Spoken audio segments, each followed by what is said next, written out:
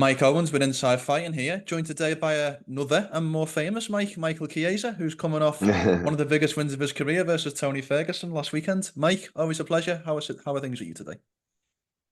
Things are good. Things are good. Just just unwinding from work trip to Las Vegas. I worked at Apex this last weekend, so it feels good to be back home.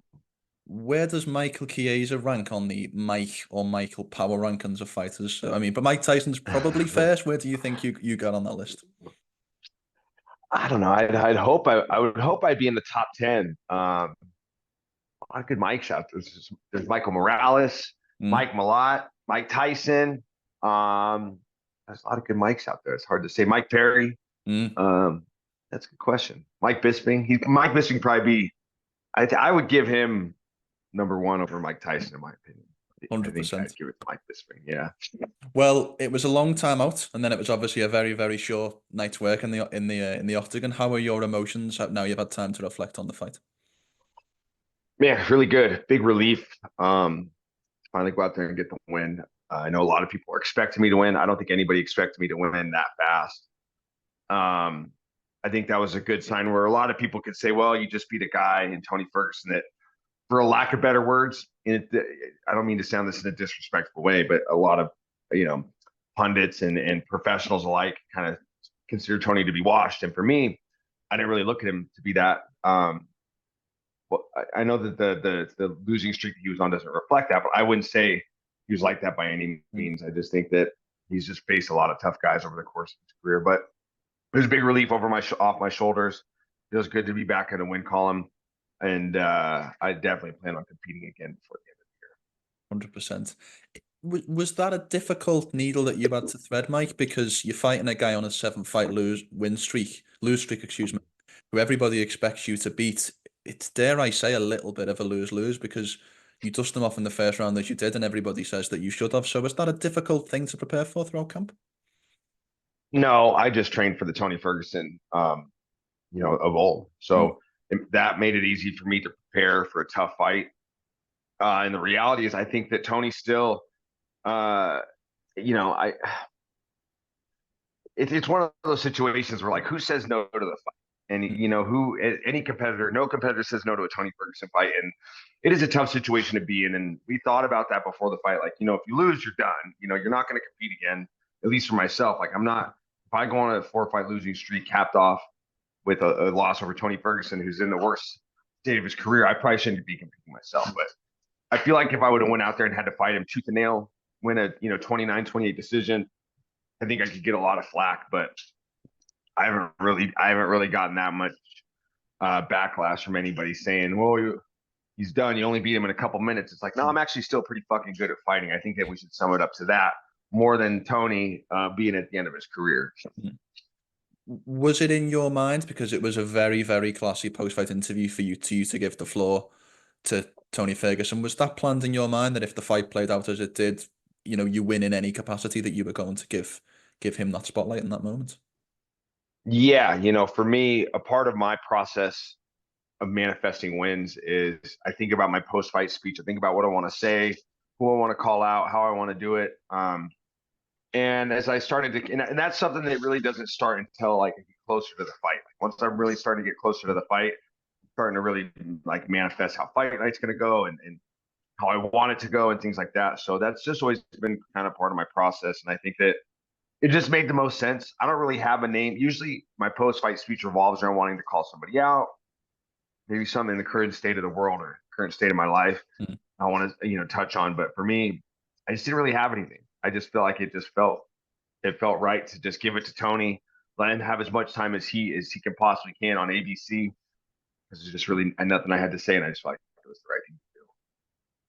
Having been the last man to spend time in the octagon with him, do you feel like it's now time for Tony Ferguson to retire, or there's rumors of a final hoorah but against another legend? Do you think that should be next for Tony, or do you think it's time for him to call Well, it? there's rumors of him fighting somebody else. Is that what you There's said? rumors. There's rumors that he might want one more against a legend versus legend. I heard Nick Diaz. I heard Clay Guida, but there are obviously just rumors at the moment. Clay Guida's got to fight. And I can't say who it is. Well, I don't know if he for sure has the fight, but I'm pretty sure Clay Guida's booked. Mm. I don't know if they're going to do. I don't know if Nick Diaz is going to take that fight, because Nick Diaz is the type of guy where when Nick Diaz is coming back to the octagon, he's asking for Kamaru Usman, Leon Edwards, Colby Covington. Like, he wants the best guys. I think so. Luque was the fight that made the most sense for him to fight somebody in the rankings. I think that Tony, it's not a money thing. I think it's a competitive thing. I think the guy just loves to compete. It's like, dude, there's a jujitsu start training jujitsu and like see where that takes you. There's ADCC, CGI, CJI. There's a lot of big grappling promotions now. You would probably pay you a pretty decent amount of money to grapple somebody in that type of scenario. Maybe another MMA versus MMA type guy. I just don't know. It's like, so those are fights where, you go out and fight Nick, you're going to go out and you're going to have a boxing match, and it's just, I don't think that that's what he needs right now. I think that if he wants to still compete, there's other ways to compete. I just would not like to see him in the octagon again. If the fight played out the way I thought it would have, which not a lot of people may believe this, but our game plan was, we're going to beat this guy in the feet. It just happened that things unraveled the way that they did. And yeah, I just don't think he needs to be taking any shots. I think it's just, that should be done. UFC 305 is this weekend, a big-time middleweight title fight going down, and we're happy to announce that Inside Fighting has once again partnered up with DraftKings to bring you guys an offer. Or right now, if you're a new DraftKings customer, you can go download the DraftKings Sportsbook app, bet $5 on UFC 305, and you'll get $150 in bonus bets instantly using our promo code Inside Fighting.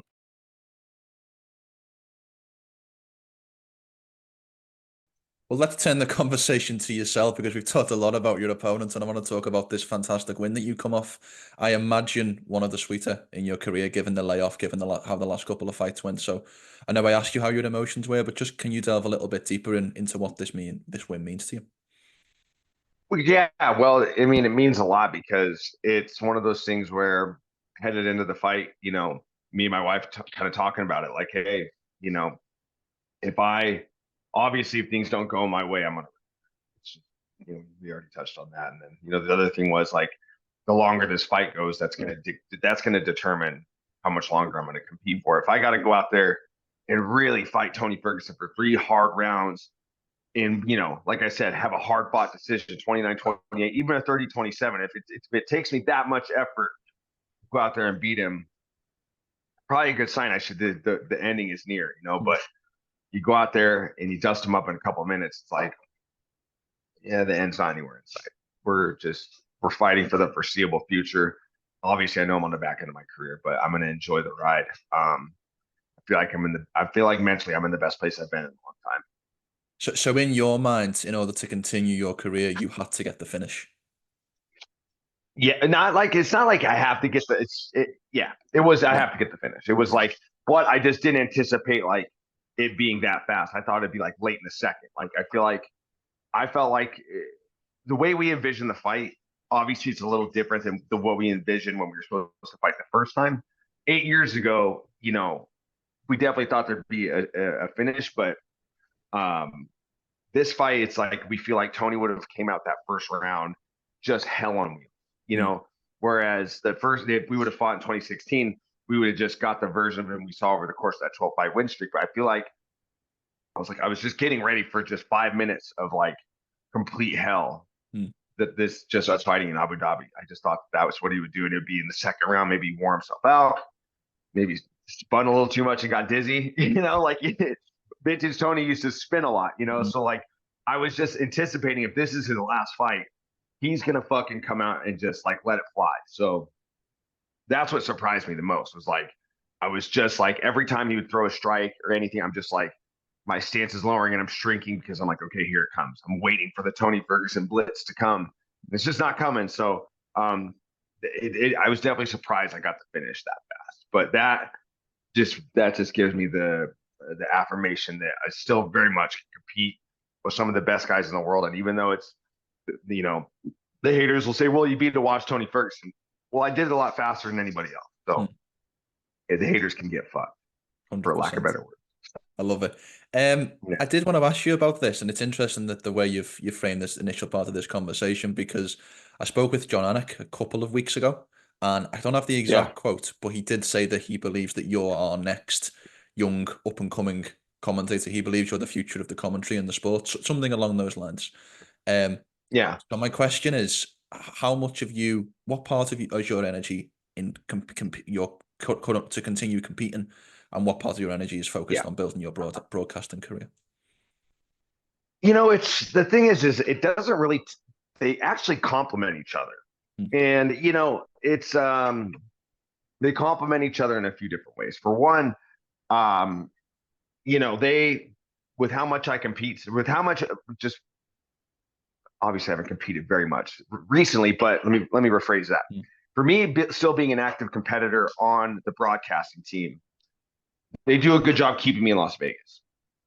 I love traveling on the road. I like to get some international shows in, but there's a reason why I'm primarily at Apex. It's like, because it makes it so much easier for me to train. Like, I have a condo out there. I have training gear out there. Like, I can just pack light, direct flight, go train, and it doesn't interfere with they complement each other. But I do like to travel. It's some of the best parts of my job. But it's just, my life revolves around this sport. There's no endeavor that I'm involved in that comes to mixed martial arts that's kind of overlapping anything. They all just kind of mesh together. I think it helps me look at fights and study fights in a different way. I think it's helped me in more ways than just financial aspect of things. But that is my goal. Like, that is my next, like, I've been pursuing a world title since I got in the UFC, and that's like my next one. It's like, I'm pursuing getting onto that commentary team. And John's the guy that got it in my head. I didn't get in the UFC to pursue a commentary job. I got in the UFC to be a world champion. After spending 3 months with him on Ultimate Fighter, he kind of planted the seed, like, hey, you're pretty good on the mic. You should think about, getting in front of a camera. And it's John that got the wheels turning. And I don't think I'd be here without him, honestly. I really mean that. Well, that's good to hear. It's nice that I could give you that little piece of info and kind of come full circle. Yeah. Made me feel good. Made my day. Made my hangover go away. That's all that matters. As long as I can make you smile, that's all that matters. Is there when you look at the official, the pay-per-view broadcast or the fight night broadcasting, there's a lot of different styles. Joe Rogan is completely different to Daniel Cormier, who's different to Felder, who's different to Cruz, so on and so forth. Is there someone who you look at as almost a role model, whose style that you're looking to emulate throughout your broadcasting role? Oh yeah, easily, without a doubt. It's a combination of the two. I want to be most like Dominick Cruz. The thing I love the most about Dominick Cruz and his style is Dominick does a phenomenal job of, he will mention a position, like, let's just say, like, hey, Joe Schmo needs to clamp down on a whizzer, and this is what a whizzer, he needs to take his right hand and he needs to clamp down on Sam Smith's underhook. You see, Sam Smith's left hand is in his armpit. He's got to clamp down on the, you get what I'm going with this? It's like, he does a good job making it make sense. And I think that that's important, because not every MMA fan trains mixed martial arts. So they get to learn the terminology, and they learn from Dominick Cruz, and he does a good job explaining it on the fly and making it easy to acknowledge. But I love the way Paul Felder talks. Paul Felder has a very good delivery of his words. He doesn't have to use big words. He just, I think his years working in theater and going to art school really, really favors him. Like, he speaks very well. So I think if it was up to me, I would like to speak like Paul Felder, but I would like to deliver color commentary in the way that Dominick Cruz does. And it's not just about enhancing the broadcast, but it borderline becomes educational sometimes. Yeah. Maybe when a fight's a little bit slower, and there's not so much action, Dominick does a good job filling space by explaining positions. And that's where fans get these opportunities to learn about the sport and understand positions and techniques and stuff. But yeah, every guy's good in their own way, though. No, there's no guy that's better than another. I think they're all great in their own ways. Just for me, myself, those are the two guys that I look up to the most. What's the fight that's currently booked that you would most like to be in the commentary booth for? Oh man, actually, I would like to be, surprisingly, you would think that I'd say like Sean O'Malley and Marab or something like that, but I would like to call the Sean Brady Gilbert Burns fight. Just like, and it has nothing to do with the fact I fought Sean Brady before. It's just, that's still my weight class. Those are two guys that I think have incredible skill sets. That's a fun fight. That I think that's going to be a technical fight. especially if these guys hit the mat. I think we're going to see a lot of really good exchanges. So there's something about that fight. And it's funny that you brought that up because that event was offered to me to work the desk. And I couldn't do it because I got to corner my teammate Ashton in Canada. But I was like, oh, that's like the one event I wanted to work. So that's going to be such a good fight. I could have been at the Apex. I could have had the front row seat next to Sean Shelby, and I'm like not going to be there. So I'm like borderline thinking about flying because I really want to see the fight. I'm borderline thinking about taking the red eye from Vancouver, BC to Las Vegas just to watch that fight. I think that's going to be an incredible match. Maybe this interview is a sign. Maybe, just maybe that's a sign. That's a sign. I'm gonna start looking at flights right now. Start looking at flights. I love it. Turn the conversation back to yourself. You talked a little bit earlier how when you got in the UFC, your goal was to become world champion. Now you've obviously got the broadcasting role, and you've obviously just made your return. When we focus back in on your career, have your goals at this stage changed, or do they stay the same? What are the key things you're looking to get out of fighting? Well, it's a great question because, I think that pressure, the old saying goes, pressure is a privilege. And I still believe in that. And I still put a tremendous amount of pressure on myself. I haven't lost sight of the goal of being a world champion, but I think what's most important for me is I think that along the lines of that 3-fight skid I was on, I think that pursuit of the title kind of clouded my vision. I think that, it's good to speak about it. It's good to put your affirmations out there, but the goal every fight should be to take care of the task at hand. And I think it just got to a point where when I got to the Luque fight, I felt like I was one fight away, and that was the rumor. Don't want to throw any names under the bus or anything like that, but that was the rumor. You beat Luque, you're fighting for the title. That's why you're in this spot. That would have been 5 fights in a row. I'm a broadcaster. That kind of gives me something different to my resume to get me into that title fight. So then I stopped thinking about winning the fight. I just started thinking about just the title. And then it's like I lose to Vicente Luque. And then it's like, okay, now I have to beat Sean Brady. So I'm 1 fight away from winning the title. I'm losing sight of just beating Sean Brady, So you get where I'm going with this, and it snowballs into the Kevin Holland fight. So I think for me, the most important thing now that I don't have a fight, I could talk about it. I'm still aspiring to be a world champion. That is still the goal. I wouldn't still be competing if I didn't believe I can beat the best guys in the world, compete with the best guys in the world. But when it comes down time for me booking fights and I sign on that dotted line, I'm putting that to the wayside and just focusing on the task at hand. I think that's what's most important for me going forward. Surrender the outcome, focus on the present, focus on the task at hand. Don't put pressure on myself for things down the road. It's all about focusing on what's next. And talking about what's next, I know that you called out Colby Covington in the immediate aftermath of your last win. How likely do you think that fight is? Because Colby is, if we're being honest, very selective with the fights that he takes, to put it lightly. It's a long shot. I don't even think, and I'm not saying this this isn't me talking smack. I just don't think Colby's going to fight me. I think that you've had 3 title fights. The Leon fight was a gift, to say the least. If he's not going to take that Ian Gary fight, I don't see him fighting anybody else. In IB, that's a tough fight for him. Ian Gary's a tough out for anybody at 170 pounds. But even seeing MVP have some success in the way that he did, if that doesn't draw him out, I don't think he'd want to fight me. But I think that if it would be a fun novelty fight, though, for us, because it's like, he was born in California, but he spent most of his time in Oregon, went to school in Oregon. I'm from Washington. It's like, I think it'd be fun, Oregon versus Washington, Pacific Northwest type thing. But it's like, I'm not going to get on the microphone after a win and waste a call out on him. It could have happened already. Unfortunately, it hasn't. But we'll see what happens next. I'm not really looking. I don't really have any names. I'm just focused on a date. I have a date in mind, and I'd like to fight December 14th in Tampa Bay, or in Tampa. So no opponent, just focused on a date. Have you just unofficially released the location of a fight night? Because I don't think that's been announced. I don't think you should. Well, that's the rumor. Allegedly, it's the rumor. Allegedly, that's the rumor. Yeah. I'm not confirming anything, but I just know it actually came. This got my attention from Billy Q. It was just he started tweeting stuff about Tampa, so I'm thinking he knows something more than I do because he's down there. But if that were to be where they have an event in December, that would be where I would like to fight. Like my uncle lives there. It's my sports psychologist. My aunt lives there. I'm a Buccaneers fan. I beat Beneil Dariush at Emily Arena. Like, it would make sense. But so maybe Billy Q knows something I don't know. We'll see.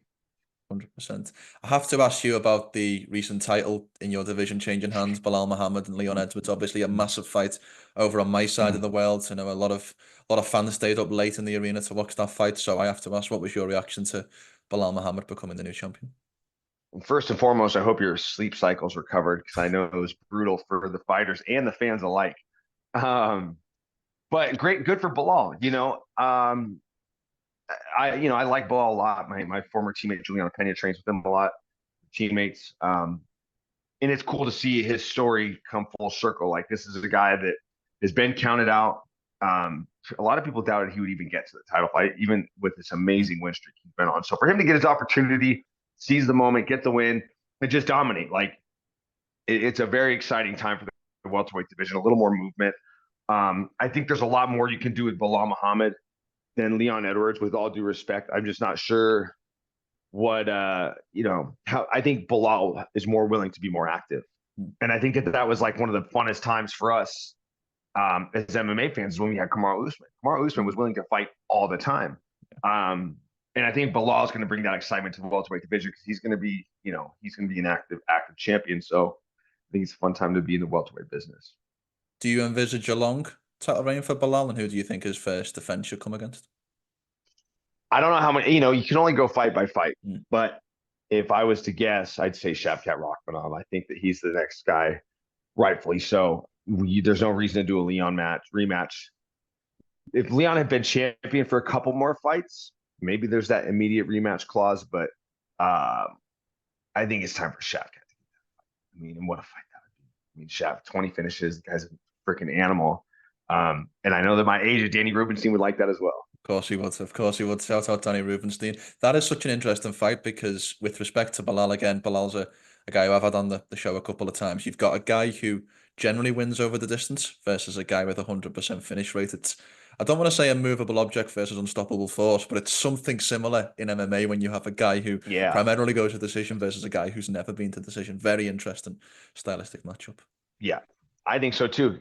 Can Belal be the guy to drag him into deep water? But I mean, we've seen what Shavkat can do in 3 rounds. I mean, the Jeff Neal fight's about as tough of a fight as you can go through, and there was no signs of him slowing down in that fight. So, with Belal, I mean, he's extremely durable. It'd be a fun fight for sure. I'm here for that. That'd be another one I'd like to call. I'd like to commentate that fight. I'll commentate any of the ranked fights in my weight class. That's the easiest ones for me to pick for sure.